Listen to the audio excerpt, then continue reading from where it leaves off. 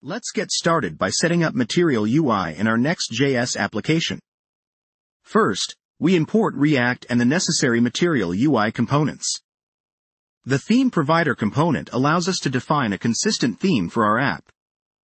The createTheme function lets us customize Material UI's default theme according to our design requirements.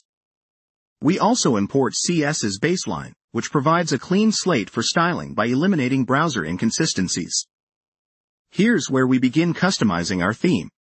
In the palette section, we set the primary color to a striking shade of blue. Remember, this is just an example. You can define your own color scheme to match your brand identity.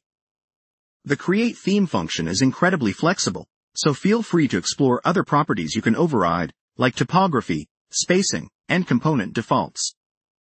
Moving on to our custom_app.js component, which wraps around every page in our Next.js app. We envelop our component tree with the theme provider, ensuring Material UI components can tap into our custom theme. Our CS's baseline component normalizes styles for a better cross-browser experience. We enclose our page content within a container component for a consistent maximum width and some padding. This is your global layout, allowing you to insert components like headers or footers that you want to display across all pages. In this snippet, we import components to create a header for our layout. AppBar serves as a container for top-level navigation and branding.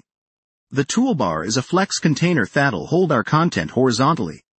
Typography is for displaying our site title or logo. Finally, we have button for user interaction, such as logging in or signing up. The header component ties all our imported components together. The app bar is set to static, meaning it will stay in place and not scroll with the content. We use the toolbar as a flexible container, and within it, a typography component styled as an H6 tag, expanding to fill the available space with the Flex Grow style property. The inherit color prop on the button makes sure it matches our app bar color scheme. Our header now has a title and a login button aligned to the right, a common design pattern in many applications.